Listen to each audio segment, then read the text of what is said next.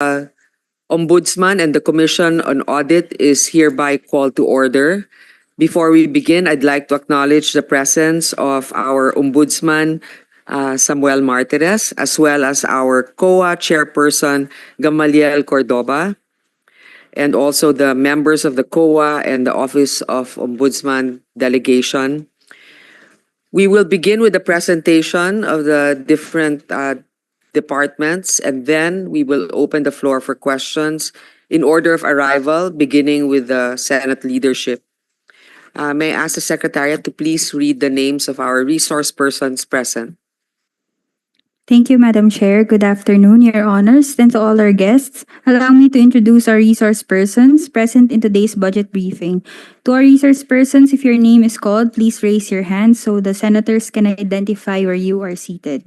From the Commission on Audit, Chairperson Gamaliel A. Cordoba, Commissioner Roland Pondoc, Commissioner Mario G. Lipana, Assistant Commissioner Marta Roxana Sese, Assistant Commissioner Adela Dondonilla, Assistant Commissioner Alexander Juliano, Assistant Commissioner Joel Estolatan, Assistant Commissioner Fortunata Rubico, Assistant Commissioner Lorna Cabochan, Assistant Commissioner Pearl Ramos, Assistant Commissioner Lito Q. Martin, Assistant Commissioner Roy Ursal, Assistant Commissioner Nilda B. Plaras.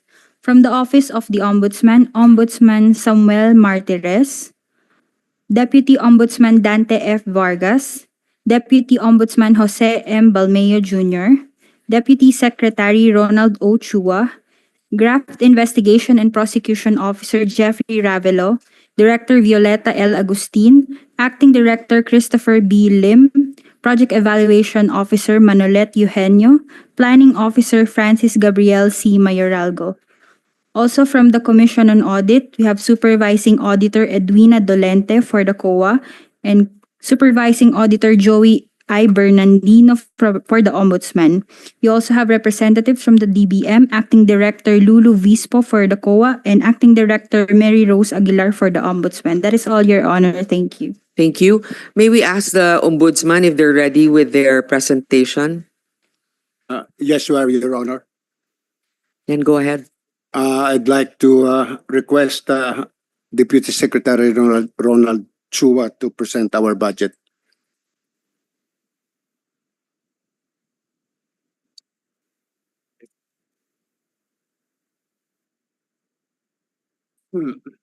Good afternoon, Madam Chair. Senator Win Gatchalian, good afternoon, sir. In behalf of the Office of the Ombudsman led by Justice Samuel Martirez, we are pleased to present the proposed budget for the agency for fiscal year 2025. The proposed budget by the Department of Budget and Management for the Office of the Ombudsman for fiscal year 2025 is equivalent to about 5.8 billion pesos. It represents about 0.917% of the national expenditure program of the government for fiscal year 2025. Of this amount, next slide please. The 5.8 billion funding proposal could be subdivided into the following: personal services amounting to 3.1 billion, MOE for about 2 billion, and about 515 million pesos for capital outlay for the year 2025. Slide please. Among the salient features of the funding proposal for next year is the funding requirement for the filling up of positions amounting to about 1.2 billion. Allocation for pension benefits in the amount of about 85 million. Provision for terminal leave in the amount of 72 million and retirement gratuity benefits of approximately 411 million. Additionally, the provision for, next slide please. The provision for additional operating requirements in the total amount of 204 million, including an allocation for a proposed allocation for confidential funds amounting to 51 million. Allocation for various capital outlay requirements in the amount of 515 million pesos. Next slide, please. Among the capital outlay requirements are the following: continuing rehabilitation of the buildings by the agency, ICT requirements, acquisition of motor vehicles, office equipment, furniture, and fixtures, and other communication, medical, and other properties to be used by the Office of the Ombudsman.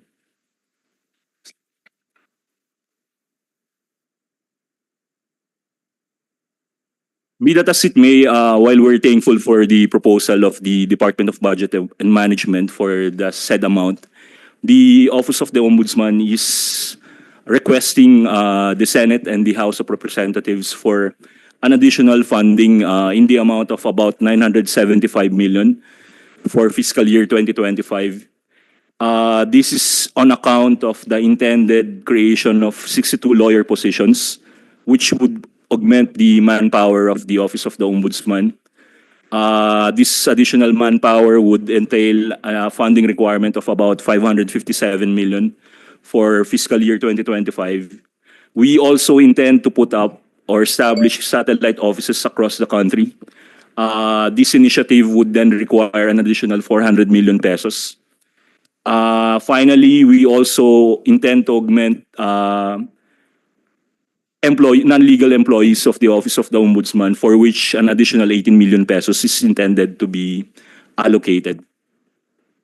As in previous years, the budget of the Office of the Ombudsman we would appreciate if the budget for the Office of the Ombudsman would also indicate or would include special provisions which both chambers of Congress had approved for previous years. These are the special provisions on the ongoing authority of the Ombudsman to restructure the office, the use of savings, and the use of income special provisions. That would be all, Madam Chair. Thank you po.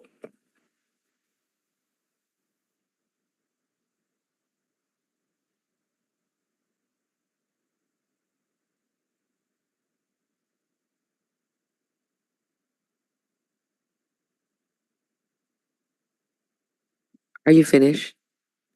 Yes, ma'am. Okay, thank you. There are some 62 lawyers requests for the additional funding. How many lawyers do you have currently in the Ombudsman?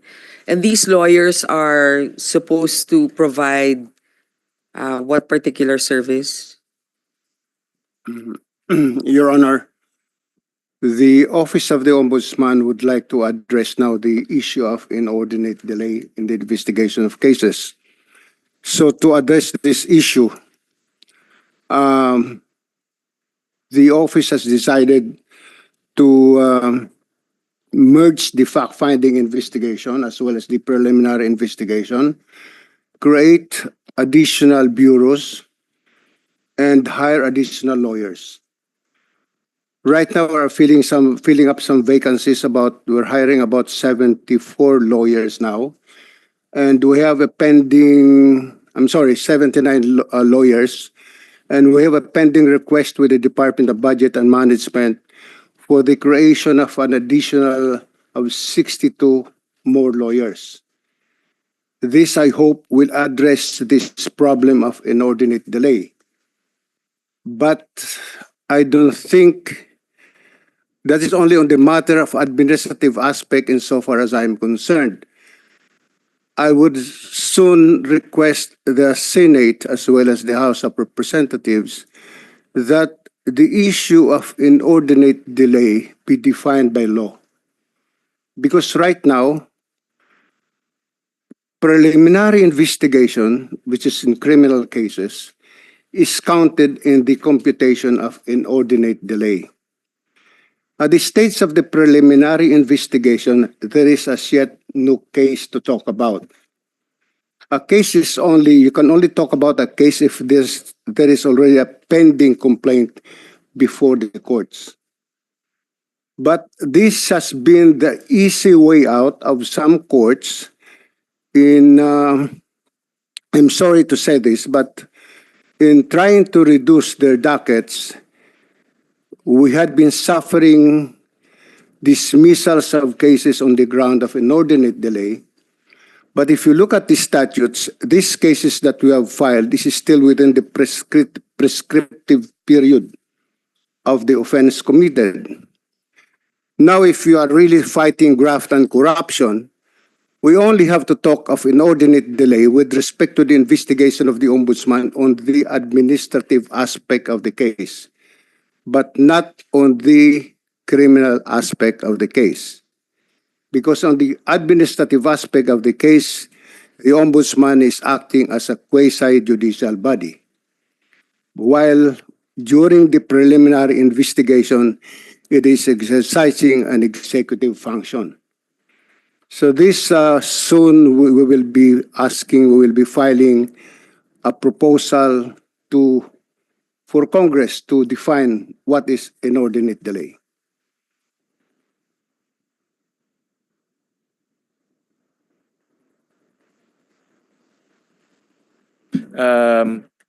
Good afternoon to everyone. Good afternoon to the Ombudsman. You mentioned inordinate delay. How many cases in the maybe last 12 months have been dismissed because of this reason? I have not actually counted the number of cases that had been which were dismissed on the ground of inordinate delay. But this has actually been creating a lot of some kind of disappointment on the part of the investigators, because it is not really easy to investigate violations of the Anti-Graft and Corrupt Practices Act. There is one or several cases that we intend to file. I will not mention the nature of the case or the title of the case. We are expecting that most of these cases might be dismissed by the court on the ground of inordinate delay. But I hope the courts will look deeper into the records of the case, that it is not easy to review about 10,000 pages of documents. We are just anticipating some dismissals on the ground of inordinate delay, but I think my patience is also nearing its I don't want to say na naubusan na rin ako ng pasensya, that if this will continue and the Ombudsman will always look as if it is the kontrabida sa mga investigation of anti-graft cases, I think it is about time I have to speak out and go out to the public and tell the public what is really happening. Typical case, Ombudsman, how long does it take from the point it's filed to being investigated and to the point that it's once again filed to the Sandigan or to the appropriate courts? A typical time horizon for investigation, just to give us an idea on the complexity as well as the, I would assume, the voluminous records that the department needs to analyze, and not to mention also requesting for records takes time. No? That really takes time, especially in our setup. So just to give us an idea on the time frame or the time element that a typical case undertakes before it gets filed. When a case is filed, it goes into the case evaluation procedure. Normally, it takes about 2 to 3 weeks for the evaluator to evaluate whether the case must be docketed or referred to fact-finding investigation or for case build-up. From case build-up, it takes the investigators sometimes about 6 to 8 months to gather documents and to interview witnesses. While sometimes, or in most cases, there are complaints, the complainant does not attach any single document to the complaint that he filed. And in some instances, there are complainants na pag tinawag, whenever we call them to explain the complaint, ang sinasabi ng complainant lagi sa amin ay bahala na kayo dyan, wala na akong pakialam. If we tell the complainant that soon you might be called as a witness in this case, the complainant will say, I have nothing to do with the case. I already informed you that there is such an anomaly and it's up to you now. So in those cases, we are left in the dark. If there are some verifiable leads, we pursue that. If there are none, then the investigators would request or would recommend for the dismissal of the case or to continue with the case build-up. We want to cut this short because even during preliminary investigation, it takes about a year to complete the preliminary investigation of a case. This is a simple case. But in some cases where there are a lot of respondents, where there are about 10 or more respondents, or even 5 or more respondents, each of the respondents will now be furnished a copy of the complaint. Take the case of Farmally. There were about 20 respondents named, and there are about 10,000 pages of documents. So each of these respondents has to be furnished the 10,000 pages of documents. So reproducing these documents alone will take us time. And each of the respondent now is expected to be asking for time either to secure the services of counsel or to give them time to file their counter affidavits. So talagang, while we want to control, we don't want to be accused of denying them due process.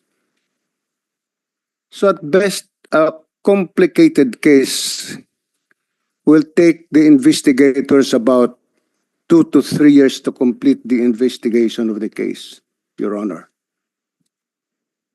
To say, Ombudsman, from the fact-finding process, which is about 6 to 8 months, to the preliminary investigation, which is about a year, that's almost 2 years already, no? So I guess Your Honor. we're looking at depending on the complexity, between 2 to 3 years to file a case. Yes, Your Honor. Yeah. And I also noticed in your budget, and this is connected to the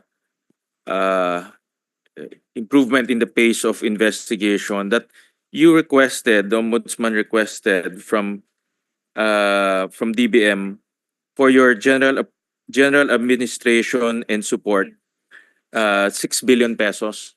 And this was reduced by 2 billion pesos, leaving about 4 billion pesos in your budget. Does this include the one that was mentioned earlier to hire 60 plus lawyers so that the pace in which cases will be investigated and filed will improve?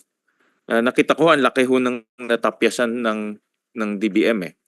The original proposal of the Ombudsman, which was cut by DBM, included the hiring of additional lawyers and the establishment of satellite offices in different provinces or cities throughout the Philippines.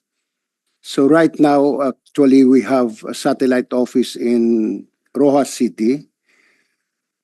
We are in Sulu, in Hulo, Sulu, we have one. We will soon be opening a satellite office in Naga, in Tuguegarao, in Sorsogon, and in Zamboanga City. We'll have also one in General Santos City. This is to bring the ombudsman closer to the people so that for those who intend to apply for clearances, they don't have to go to Manila anymore. They just have to go to the provincial capital building or to the province, to the satellite office of the ombudsman in every province because we intend to put up. Right now, we're just thankful, if I may say this, Your Honor, we're just thankful that the Sia family, the owners of Double Dragon, has given us for free an office space in some of its city malls. In fact, in Pasay City, we also have a satellite office in one of the buildings of the Double Dragon. So medyo libre kami doon. But not in some provinces that there are no city malls.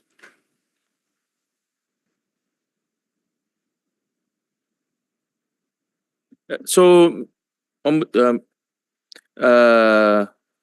the 62 lawyers, this is the additional request for 975 million to hire 62 lawyers. Is the aim of this is to improve the pace of dispensation or filing of cases. Yes, Your Honor. That is the goal. Yes, Your Honor. And 62 lawyers, Ombudsman is already enough to cut down, hopefully, the time frame, that 2 to 3 years time frame. Is that adequate enough to reduce the time? Of course, depending on the complexity of the case, no? But on a normal scale, is that enough to already improve the pace of filing of cases, investigation and filing of cases? Your Honor, the 62 lawyers is only for the central office. Hmm. We will also be hiring additional lawyers for the sectoral offices, which is Luzon, Visayas, Mindanao, and the military offices. I'm only talking of the 62 insofar as the central office is concerned, where we will be investigating cases in the National Capital Region and those that has been referred to us by the sectoral offices. But we are also hiring lawyers. Actually, this is not included because they are already in the plantilla of the ombudsman. We're hiring additional lawyers for the sectoral offices, Your Honor, to speed up investigation of cases. Thank you for the information. And just to guide us to the ombudsman, just may request for just basic statistics. For example, the time frame in which cases are filed, how many pending cases, and then also, if we may request also, what are the wish list of the ombudsman. I noticed initially it was also mentioned about the 975,000, but what are the other wish lists that the ombudsman have in mind in order to improve operations? Of course, we do support the operations of the ombudsman. That we do support the efficient operations of the ombudsman, considering that one of the most important pillars of our system and our democracy is the function of the ombudsman. And we do support initiatives that will improve the operations, improve the investigation and the filing of cases. So just to help us with our fund sourcing and, of course, crafting of the budget, may we request for just basic statistics? For example, how many cases are pending? How many cases were dismissed because of inordinate delay? The wish lists that you have in mind to improve operations, and all similar statistics so that we can use that in our analysis. But thank you, Mr. Ombudsman, for receiving some questions. Thank you. Thank you, Senator Sherwin Gatchalian. I'd like to acknowledge the presence of Senator Bato de la Rosa. I have a few questions, Mr. Ombudsman. For the 2025 confidential fund, which is 51.4 million, which is an increase, of course, from the 1 million allocation in 2024. The Ombudsman, again, was, I guess, during the HOR budget deliberation, you mentioned that you would like to remove this confidential fund. I mean, if there are agencies that need confidential funds, I think that the Ombudsman would be one of those that would need it.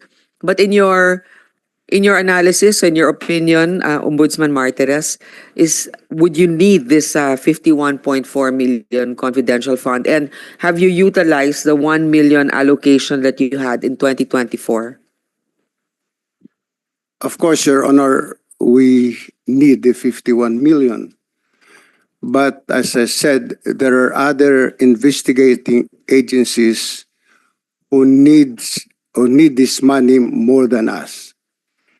If you can give us the same amount that you gave us last year for 2024, the 1 million, that would be very sufficient for us, Your Honor. So you were able to utilize the 1 million last year? Yes, Your Honor. I would like to also ask our Ombudsman. I think that for 2023, you reached an impressive conviction rate of 73.4%, from just 31% in 2022. So which means that 1,600 criminal and civil cases last year and a total of 1,200 cases resulted. But there was just one conviction, at least, of the accused. Am I correct? Yes, Your Honor. And may I ask who was accused?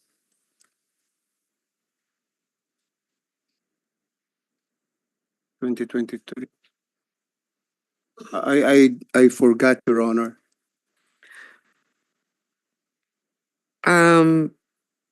But we only have one conviction. For that particular year, yes, Your Honor.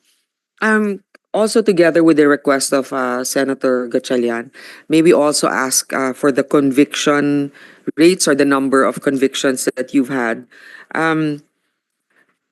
As of 2024, the conviction rate for criminal and civil cases is just at 48.51, with only 114 cases with conviction out of 235. But still, I mean, given the background that you mentioned, the investigation, reading of documents numbering 10,000, we realize also what the difficulty is and the additional manpower needed to increase this conviction rates. I would like to acknowledge the presence of Senator Lauren Legarda. Thank you, ma'am. Good afternoon, Madam Chair, and to our friends from the COA and the Ombudsman and all the other officials. Thank you. Sir, I think that you recommended now the filing of graft cases for Parmali in particular. Am I correct? Yes, Your Honor. You did the preliminary investigation. Yes, we did, Your Honor. So But this is the case, yeah. one case of Farmally, which is the fund transfer, is now with the Sandigan Bayan. But the other case, which we filed before the Regional Trial Court under Section 3E, which is manifest partiality, was dismissed by the judge. And we just filed a motion for reconsideration on the dismissal of the case by the judge. So just to understand, sir, the Ombudsman doesn't actually decide on these cases. You just recommend to either the Sandigan Bayan or the other courts, or do you have administrative cases that you also convict? With respect to the criminal cases that we investigate, we file the complaint or the information that we call either before the Sandigan Bayan or with the Regional Trial Court. With respect to the administrative cases, we make a decision. Which decision now is appealable to the Court of Appeals, Your Honor? Thank you for the clarity, Ombudsman. I'd like to acknowledge the presence of Senator Jinggoy Estrada. Um, Maybe one of the biggest concerns now in many departments is digitalization. May I ask again how much your budget is for digitalization and what we plan to accomplish with this? After which I will open the floor for questionings also from our other colleagues.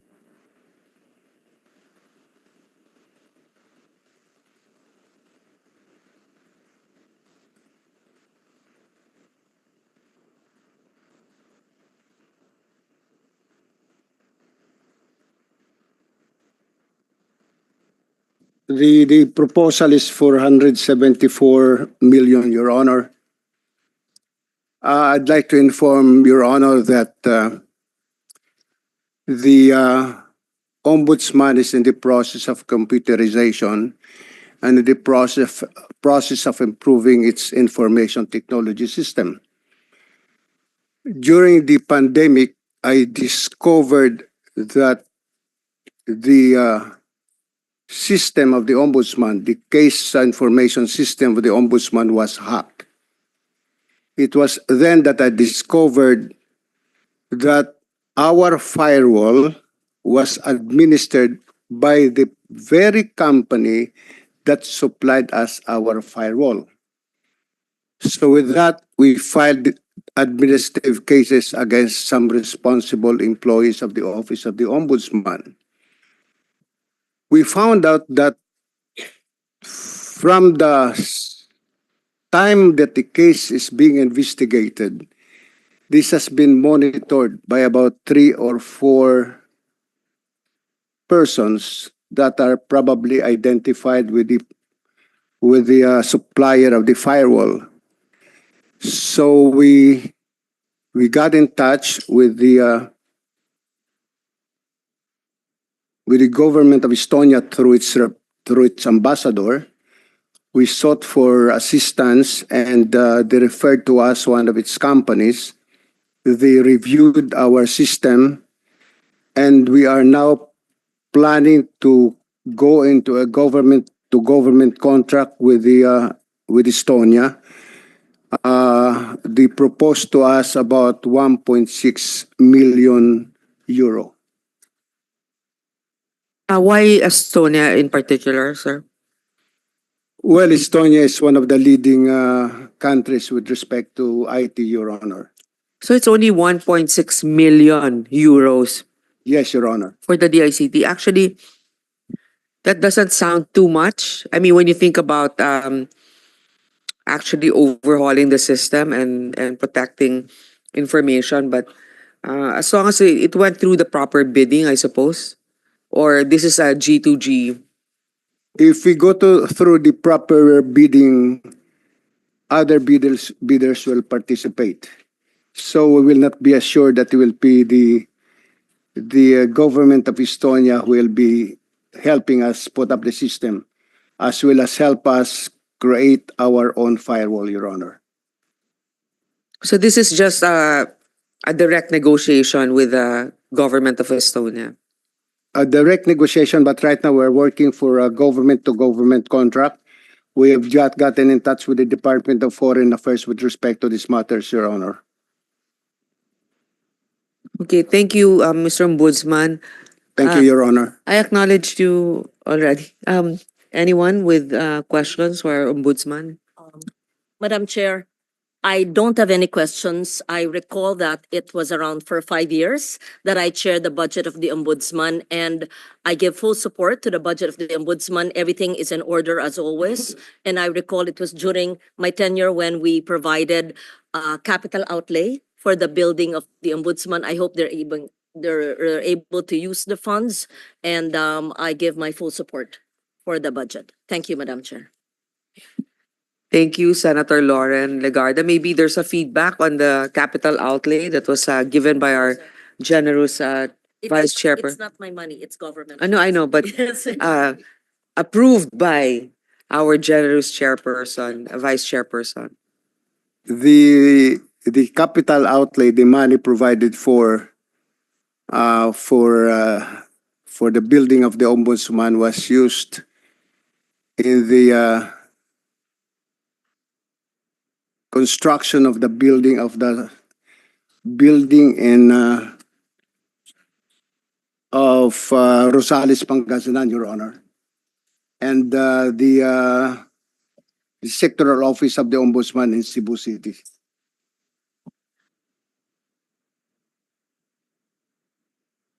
Thank you. Anyone else? Manifestation of support? Yes. Thank you, Madam Chair. Good afternoon to our hardworking Finance Committee Chairperson, Madam Senator Grace Po, to my fellow colleagues, and to the Ombudsman family under the able and competent leadership of Honorable former Justice Samuel Reyes Martinez. This representation is in support of the budget of the Office of the Ombudsman for the fiscal year 2025. Wala po akong kaso na sa inyo, ha? The agency's pursuit of its vision to realize public accountability, expectations, and mission to transform public accountability into the norm and recognized as the central corruption prevention arm of the government needs to continue as the protector of the people from illegal, unjust, improper, or inefficient act of any public official, employee, office, or agency. Under the qualified and capable leadership of Ombudsman Martinez, the vision and mission of the Office of the Ombudsman is within reach. To be able to achieve this, the office must be duly supported by an efficient and equitable budget. With this representation is in full support of the Office of the Ombudsman budget for the fiscal year 2025 and any additional budget this committee may adopt. Madam Chair, can I be recognized to yield some clarificatory questions? Thank you, Madam Chair. The Office of the Ombudsman requested for a total budget of 8.4 billion. However, only 5.7 billion was recommended by the DBM in the fiscal year 2025 budget, an amount that is 2.7 billion or 32.5% lower than the original request. Sir, what programs of your office will be affected by the reduction of your requested budget? Well, the hiring of additional lawyers and the computerization of the office will greatly be affected by the reduction. But I'll be honest, if Congress cannot find any money to increase the 5.8 given by DBM, what can we do, Your Honor? But we are asking for an increase at least of about 900 million, Your Honor, if it is possible. But if not, if there are other more important projects of the government that you need to fund, then we're willing to, to give way to them. After all, we have savings also to spend, Your Honor. So how badly do you need the increase, sir? Very badly, Your Honor. The 975 million that you are requesting is an increase. We need it very badly. Well, with that, maybe we can recommend the increase of the budget of the Ombudsman, since there are a lot of people who will be affected by the decrease of the budget of the Office of the Ombudsman. Maybe we can recommend the chairperson of the Finance Committee to increase, kahit konti, increase natin yung budget ng Ombudsman. Inulit ko po, wala po akong kaso sa inyo.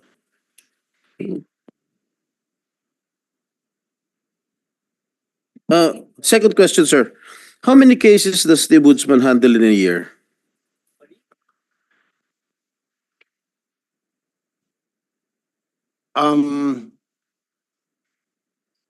I could only think of the cases before the Sandigan Bayan, which is very few, because most of the cases since 2014, I guess, when Republic Act 10660 was passed, most of the cases were filed with the regional trial courts, and the one handling these cases are the public prosecutors of the Department of Justice, Your Honor. And we don't have, yeah, we don't have the exact figures, but according to the other officers, we have about 4,000 cases now pending before the courts. And last question, sir. In the case of former Mayor Alice Go, bakit hindi po na-under sa ombudsman yung kaso? Di ba dapat sa Sandigan Bayan? Can you please enlighten this representation? She being a public official, why did it not fall sa Sandigan Bayan?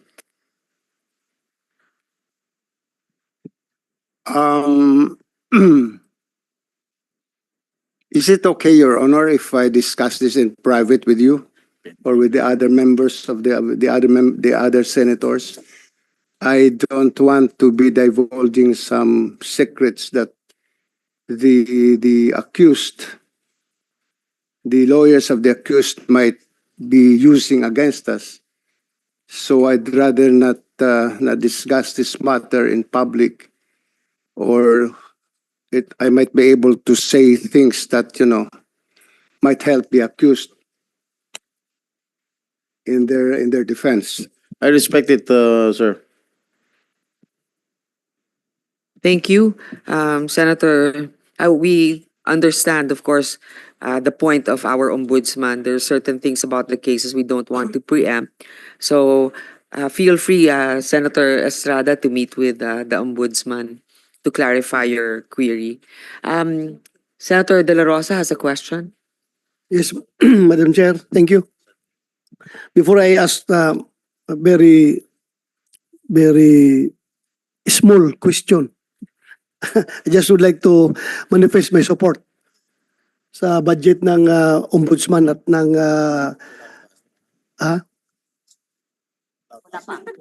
noon, marami. Noon, meron ako noon.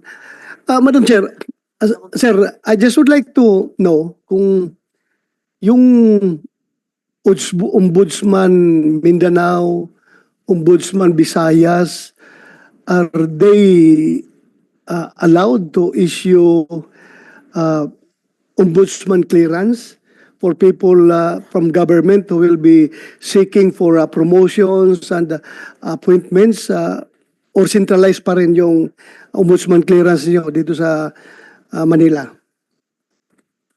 All the deputy ombudsmans are authorized, the sectoral offices, Luzon, Visayas, Mindanao, and the military and other law enforcement offices, they are authorized to issue clearances, Your Honor. Thank you, sir. How about Mulio, sir? Kasi may mga, like may case, no? Pulis ako ng Mindanao. Tapos ang Mulio andito lang sa, 'di ba? Dito lang sa Batasan. Hindi ba pwedeng makakuha sila doon sa Ombudsman Mindanao ng clearance? With the advent of technology, pwede naman siguro sila makakuha doon ng clearance dahil pwede naman, computerized naman lahat. Pwede po, Your Honor. They can apply, yung mga police officers sa Mindanao can go to Davao City and apply for clearance kasi centralized na yung system namin eh. And once we will be able to put up satellite offices in every province and city, major cities, hindi na rin nila kailangan pumunta ng Davao in the case of Mindanao. Oras na nagkaroon kami ng satellite offices sa Zamboanga, sa Bukidnon, sa Jensan, hindi na sila kailangan pumunta sa Davao to apply for a clearance. Sa ngayon, yung mga taga-Hulo ay hindi kailangan pumunta ng Zamboanga o ng Davao para mag-apply ng clearance. We have a satellite office now in Hulo, Sulu. Kasi nagawa na namin ng remedyo na centralized na yung aming clearance system, Your Honor. Thank you, sir. Experience ko kasi noon na talagang pupunta ka pa dito para kumuha ng clearance. At saka yung resolve nyo ng cases, sir, mabilis na ba ngayon? Medyo mabilis na rin ho. Depende ho sa cooperation po ng parties, especially the lawyers. Depende rin ho sa complainant. Kung yung complainant ay nakahanda magbigay sa amin ng ebidensya, medyo mabilis ho ang aming investigasyon. Marami hong cases ang sandali lang ho namin na natatapos yung investigasyon. Katulad ng kaso ni Alice Go, sandali lang ho namin na natapos yung investigasyon doon. Thank you, sir. Thank you for that. With that, Madam Chair, I would like to again manifest for my support to the budget of the Office of the Ombudsman. Thank you, Madam Chair. Thank you, Senator Bato.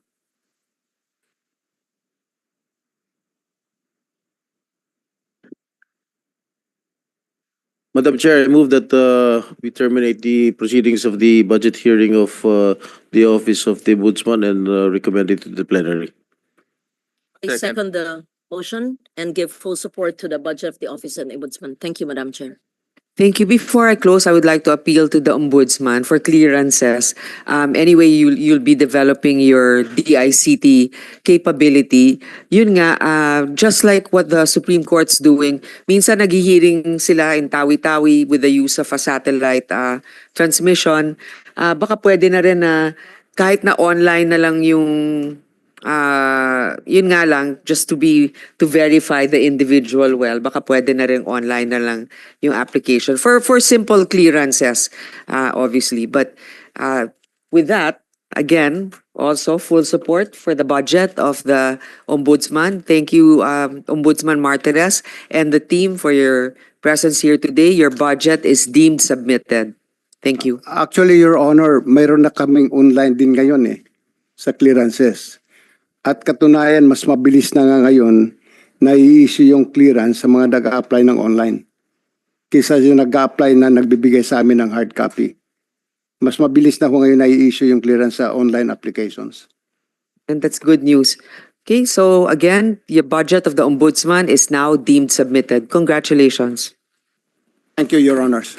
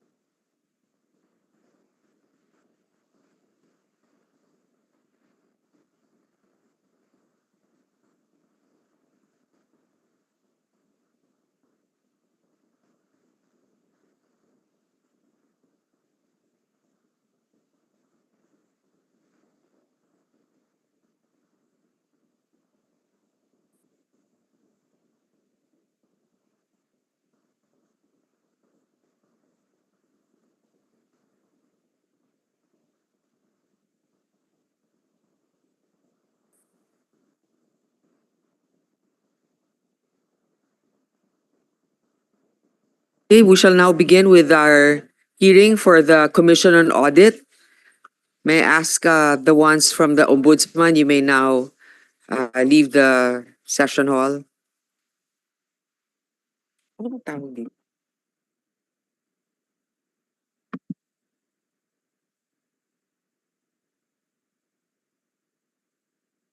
Thank you very much. Welcome again to the Commission on Audit. Parang nalilito ako, parang naiisip ko NTC pa rin pero iba na to. Okay. Are you ready with your presentation? Yeah, go ahead, please. Good afternoon, Madam Chair, Senator Grace po, Chairman of the Committee on Finance, Senator Gatchalian, Senator Loren Legarda, Senator De La Rosa. Good afternoon. May I request that ASCOM Nila Plaras be allowed to present the budget for the Office of the Commission on Audit. Thank you very much. Go ahead, please. Good afternoon. Good afternoon po sa ating lahat. I'm now presenting the proposed budget of the Commission on Audit for fiscal year 2024-25 under the National Expenditure Program. So we have a budget of 13,417,340,000 pesos. And this comprised of the personal services of 11.5 billion, maintenance and other operating expenses for 0.754 billion, and capital outlay for 0.111 billion. Also, the retirement and life insurance premium of 1.045 billion. So we have the comparative data of the fiscal 2025 NEP versus the proposal of COA for fiscal year 2025. The NEP is lower by 5% or in amount of 0.670 billion decrease. For personal services, there is a 0.17% increase. For the MOOE, we have 23.05 decrease. And the capital outlay, we have a decrease of 462.83%. And the composition of this MOE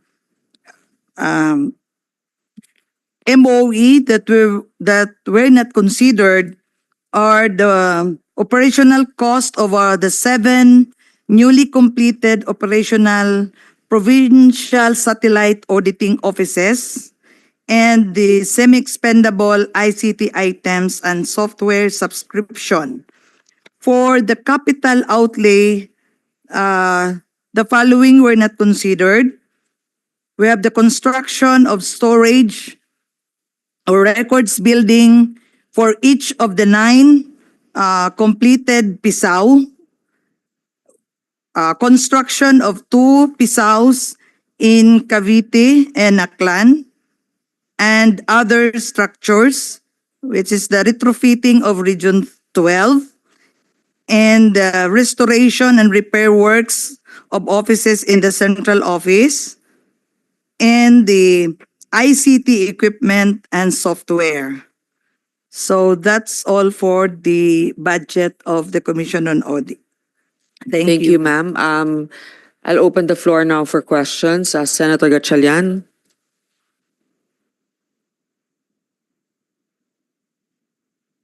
Thank you, Madam Chair. Madam Chair, not so much of questions, but appreciation and thanks. And I mentioned this in one of our hearings that we take the COA reports very seriously in the budget hearings. In fact, there were a lot of revelations that we expound on during the hearings because of the COA reports. So the COA reports became a vital tool and instrument for all of us in order to scrutinize the budgets of the different departments. And we truly appreciate COA for publishing and making the reports available through the internet or through online means, and making it also in a format that is very easy for us to use. No? Dati ho kasi, just to give an example, the formats will be in picture form, and it's very difficult for us to scan, to search, to download. It's a very tinitingnan ko yun, Madam Chair. No? Serious, tinitingnan ho namin yun. That's why I just want to tell you that ako personally, I look at those reports as well, no? Because I'm sure you know, when it's in picture form, it's very difficult to search, di ba? Hirap mag-search yun eh. So what we do is it's either we type it again or we use a different software to analyze it, no? So let me thank COA for making those reports available, and not only available but making it and publishing it on time. Importante rin ho yung on time, and especially before the budget season, because during the budget season, these reports become very important tools for us to use in order to further analyze the budget. And sabi nga ni Sen Binay that the reports are also reader friendly, no, because we can use it and analyze it. So that's also very important.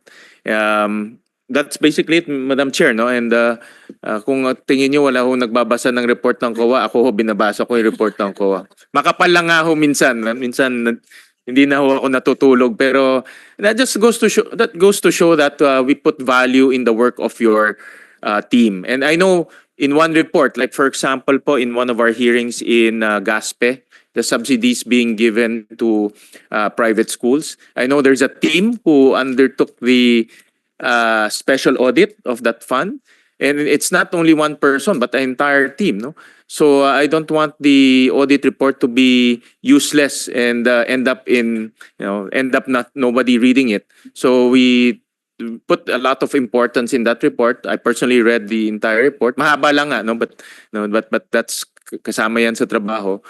Just to give you an example that these reports are very important to us legislators, especially in analyzing the bill, or also in analyzing policy. That particular example that I made is to analyze policy, whether the policy is effective or not. No? So once again, Madam Chair, I just want to express my appreciation to the COA team for their hard work and also for the reports that they produce.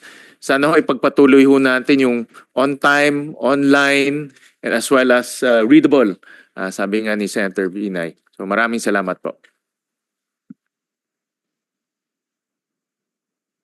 Madam Chair, thank you. I just would like to manifest my support for the budget of COA.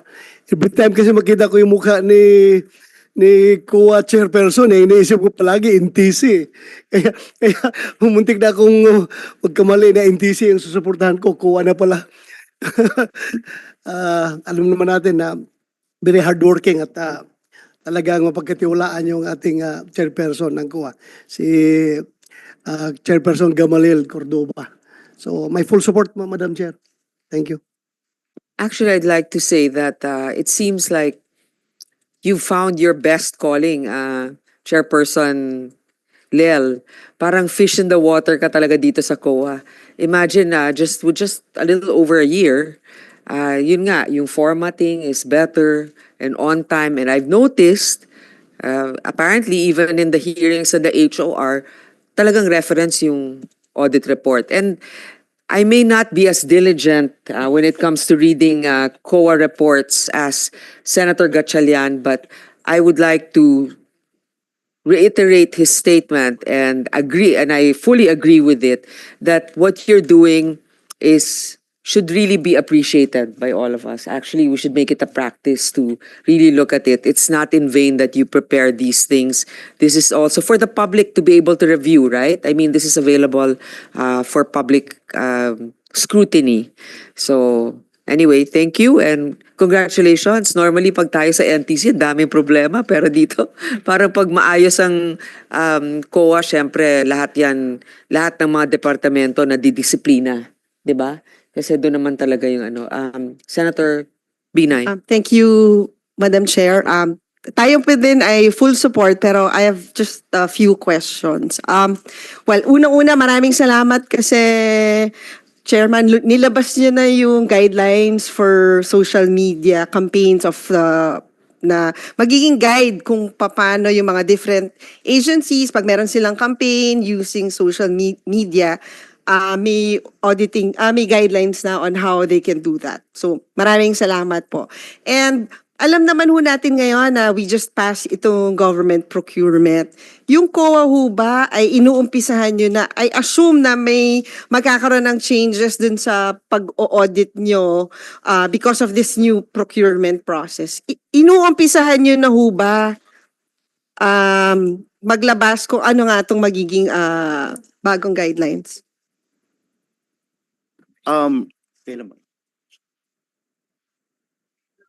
Good afternoon po.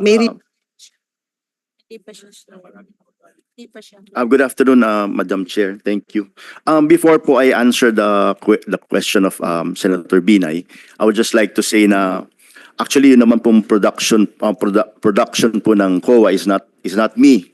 It's actually the whole team. Nung pumasok po ako sa Commission on Audit, I noticed that the people are very hardworking and ano po sila, very conscientious.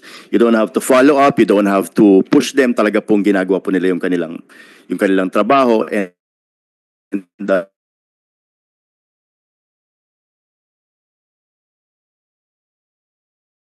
I think it has a long time already. What we're doing lang po right now, technology po, ma'am. So with regard po to the question of Senator Binay, right now po hindi pa po siya na-implement because there's a particular period po na we still use 9184. So po we're taking our cue from the DBM and the procurement office kapag ka po magpatawag na po sila ng sa paggawa po ng implementing rules and regulations, we will definitely be helping them and supporting them. Right now po, we have a pending bill, Senate bill na po dito sa Senate, which is the ano po ito, yung pong amendment of the audit code. So it's being heard po with the chairperson, Senator Robin Padilla, and we are making strides po to finish it. So I think before the break po, we will come up with the final draft of the bill. Yun naman po ang next na gagawin. Yung bill ho na yan, complementary na rin dun sa new procurement. Yes, ma'am. Ano po, we are putting it together para po yung pong ibang laman po ng Procurement Act ay masasalo na po namin. Pero kung hindi pa ho namin mapasa tong bill nyo, wala naman ho, hindi naman madedelay dun pagdating ho dun sa procurement. Hindi naman po, ma'am. Hindi naman. Okay. Thank you very much. Yun pong, if there are any conflicts, for example, we can issue a memo circular naman po to answer or clarify ito pong mga matters na kailangan pong bigyan ng linaw. Salamat. And then, nabanggit niyo ho yung digitalization. Parang a few months ago, Madam Chair, I was able to visit yung office, yung new office ng Ayala dyan sa Ayala Triangle. So, in the private sector ho, ang ano nila ngayon ay off-site na yung documents. 'Di ba? Parang hindi na uso yung isang katutak na filing cabinet sa opisina kasi unang-una hindi value for money ang mahal per square meter, 'di ba? So meron silang warehouse sa Laguna na lahat ng documents doon naka-store. Tapos at any given time meron silang software, may technology sila na at any given time pag gusto mong i-retrieve yung file, yung hard copy, pwede. Sa COA ho ba, napag-aaralan nyo na yung ganyang system and can, for example, LGUs and other government agencies shift to that type of system? Dahil alam naman natin, di ba, may mga dokumento na kailangan nyo for auditing purposes. So, ang mga opisina ngayon talagang nagsustor pa rin ng hard copy. Thank you for that question, Madam Chair. Actually po, it is in the mandate of the Commission on Audit to keep the documents po ng ating auditees for 10 years. Kaya po it's really a challenge for us. 10 years po dapat. So, ang balak nga ng program is gawin po yan because sometimes po, ang aming problem is for pending cases, kailangan po yung hard copy which can be used for which is used actually for the cases as evidence. So, si Ascom Lorna will add some details po on that. Good afternoon, Your Honors. And Madam Chair, the Commission on Audit has already taken baby steps of the digitalization of our working papers or the reports that are being submitted to us. So in the central office right now, we have a system that will already, those documents that are submitted to us can be scanned and they can be electronically stored that whenever they would want to audit anywhere, they can already conduct the audit. So we are on our baby steps now, and also po, we are introducing also the Mikael project, which was not approved, where the agencies can already submit their data through that platform. So, you know, as it is, the technology right now is also very sensitive as we are after the security of this data. So in our ISSP po, we have already designed on this. We already projected this. We have our concept on this. And we are little by little accomplishing it. In fact, we have already enhanced our infrastructure with the regional offices so that we can easily be connected with the central office po. So ito ho yung hindi na-grant sa inyo ng DBM. Partly. Opo, part po, Your Honor. Sige po, Madam Chair, maybe at the proper time. Actually, napapansin ko nga ho even dun sa budget ho ng ibang ahensya, parang laging tinatamaan yung ICT program. So, I mean, how do we digitalize if we don't fund yung ganitong mga projects? Dahil, di ba parang nakaano to, 5 years ba to? Or 3 years. So kung hindi Yes nyo po. popondohan yung second year, madedelay yung implementation. And I assume, pag na-delay din yung funding, yung nasabit nyo na ICT plan nyo, baka by that time mabigyan kayo ng pondo, hindi na siya, obsolete na siya. Hindi na, there's a new technology or a new software na pwedeng gamitin. So siguro yan yung dapat din tingnan natin dito sa budget season, yung itong ICT projects, not just of COA but of the other agencies. Yun lang po, Madam Chair. Maraming salamat po. Thank you. Actually, with the with the proliferation of AI, one thing is when documents from, let's say, a government agency or local government is submitted to you, let's say online, okay, maybe aside from the human review or of the submitted documents, you can have an objective AI review also of the documents based on certain provisions that are put in. Kasi, kunyari, no, AI finds a discrepancy here. That's actually a non-subjective review. But of course, there's that human part also kasi there are certain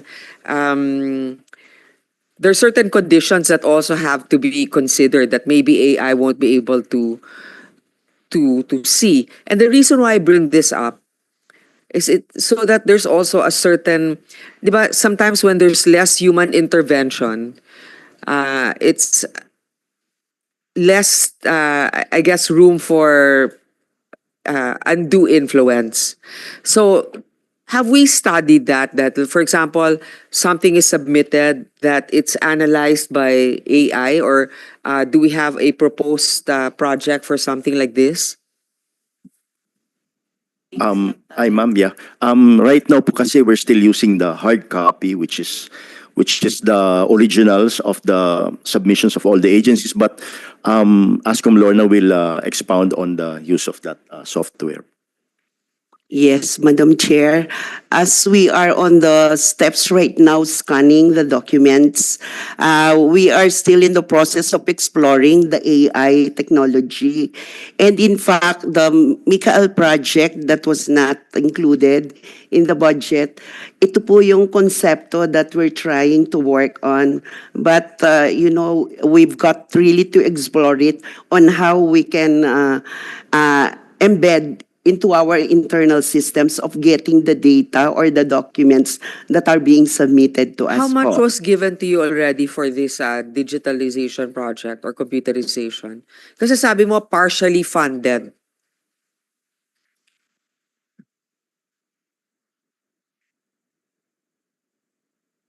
For the ICT equipment and software for the Mikael is 4.216 po.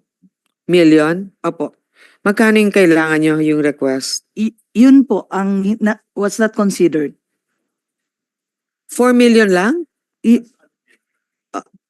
For the Mikaela, may IT infrastructure then for 52 million. Ayun. Okay. So kung binigyan kayo ng, 4.2 million na bigay na sa inyo, hindi pa? Not considered po. Okay. Plus 52. Okay. Pag binigay sa inyo yung 4.2 million, ano yung magagawa niyan? Kasi 52 million yung infrastructure nyo eh. Plus 52 po, ma'am. Plus. Anong Ano? Magkano nga yung nabigay? Um, Yun yung tinatanong namin. nabigay. Teka, sandali lang po.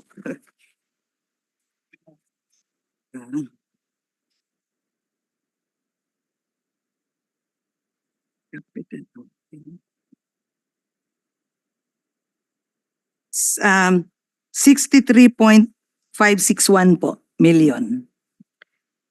63 yung nabigay na sa inyo? Opo, it was considered. Malaki na yun. 63 million na yung nabigay sa inyo. Opo. Ang total project cost is how much? Sila ask ko. Ano ba tong may 52 million, may 63 million, may 4.216 which is disallowed? Kindly clarify. Kasi malaki itong 63 kung 4.2 na lang yung hindi nabibigay sa inyo. Madam Chair, yung pong 63 million was used for the infrastructure of the regional offices. They need to upgrade po kasi so that consistent po or what you call, pare-parehas po kami ng infrastructure. Yung Mikael project po is a project that will let audited agencies to upload po yung kanilang data. So this is also in line of the acceptability of online documents po. Okay, the 63 million to upgrade infrastructure of regional offices in terms of ICT. Okay, Yes, that's the Madam 63 Chair. million is part of the Mikael project. Mikael project is one project that will support the other internal systems that we have. Okay, so with the 63 million, kulang pa yon para makapag-upload sila kasi kailangan pa ninyo ng additional 4.2 million. Yun na lang? May 52 pa po, ma'am. So 52. 56, opo, ma'am. Ano yung 4. Yung sa ICT kasi, ma'am, dalawa yon. Yung Mikael na 4.26, then IT infrastructure in COA Pisaus, which is 52 million. So total of 56 po. Yung hindi na consider po. 56 ang hindi na consider. Apo. Okay. Bakit Mikael ang tawag? The data analytics. Boyfriend ba ng IT nyo si Mikael o paano ba yan? Is it an acronym? Yes, it's machine Intelligence, knowledge-based audit and experience learning po ang acronym. Okay. Machine? Talagang Knowledge-based pinilit ha? Okay. Very good. Okay. Okay. Sige. Okay, one last question. For you to be able to do your jobs, you have to be unbiased. You also have to be courageous, as well as competent, obviously. So I'd like to know more about the report on the safety of our COA auditors, because there are certain places, I suppose, that may be resistant to an audit. Have you encountered such resistance, or are you continuing to encounter that? Thank you po, Madam Chair. Actually, we experienced that up to now. So, but I won't mention the details anymore, Madam Chair. So what we do is, for example, in a particular place, there is some resistance. What we do is we just get the documents and bring it to a safer area with the help of the PNP and the military. So we just bring it somewhere else, and that's where we do the audit po, with the security po of the AFP and the PNP. So we do that. Actually, this is also why we feel the IT infrastructure is so important, because the submissions can be done that way. And then also, in certain areas, so that it doesn't become personal, we can send something like the preliminary evaluation of your submission is such and such. And this is without any human intervention. So that if the person in charge will actually do a double audit, pwedeng makita kung saan nagkulang yung AI or saan naglabis, di ba? Hindi natin masasabi na, hindi kasi inayos na yan eh. Kasi meron din tayong basis, di ba? And at the same time, hindi na nila pwedeng sabihin na pinipersonal sila kasi nga may standard or may template for all. So I'm supportive of this. I hope we can find the fiscal space to fund this. But again, congratulations to One last na lang dun sa Go ahead. Mikael. Yung ano ho ba, yung magsasubmit, kailangan din nila mag-procure ng system. Like for example, kunyari kami dito sa Senate. So Senate has to get that fund that type of system para maging in sync dun sa system. Yes, Your Honor. Kailangan po kasi meron din technology that will let the auditee upload the documents po. Pero ini-inform niyo na din ho yung Yes kunyari, po. na eventually you have to invest on this type of technology because Yes may po. ganong information dissemination. Yes po, we have already relayed to our auditees the requisites of that particular system po. Okay, okay. Thank you, Madam Chair. Well, wala na naman tayo sa next budget. So, hindi, kasi parang yung mga, like for example, Senate, Congress, they need to have that Mikael para mabato nila sa COA. So, dapat in the next year's, I don't know, baka 26 budget, naka-incorporate na magpo-procure sila ng ganyang system. Pero software lang naman yan, di ba? For each of these, ano. Okay. So maybe if you can submit to us, let's say you get this, Mikael. Who is your provider, by the way? Because the Ombudsman, as you heard, di ba? Estonia yan eh. Yeah. Ito ba sino? All our internal systems po are being customized by our IT programmers, and we're very lucky that we have competent programmers. However, the technology that surrounds them, like the firewall, the integrated system on how they could, the operating system are really outsourced po. May bidding po talaga dyan. But yung sistema po is customized or internally developed by our IT programmers. May details naman kayo sa submission dun sa 50 plus million kung magkano. Kasi kaya niyo to put it together, but then you still have to subscribe to certain services as well as applications, di ba? May licensing din yan. So anyway, sige, pero ilan ba yung IT niyo? Ba't buti pa kayo? Meron kayong ganyan. We have an IT office po that consists of 67 employees. Varied po yun. And we normally po send them sa mga seminars that will really enhance. And when we have the technology po or yung software, normally po nasa contract namin, there should be a transfer of technology and how to maintain. And minsan naman po, subscription naman po yun, Your Honor. So, ano na lang. Baka naman dinala ni Commissioner, ni Chairperson Lel, galing sa NTC lahat ng mga IT niyan. Ay, hindi po. Then, local. Dati na po. Nag-motion na si Sen Bato, tsaka si... Okay. Second dala ko rin. Second. Second tayong lahat. Wala pa? Madam Chair, I move to approve the budget of the Commission on Audit. I second the motion, Madam Chair. Okay. Thank you very much. The budget of the Commission on Audit is hereby deemed submitted. Congratulations to Chairperson Lel and to the COA team. Thank you for your service.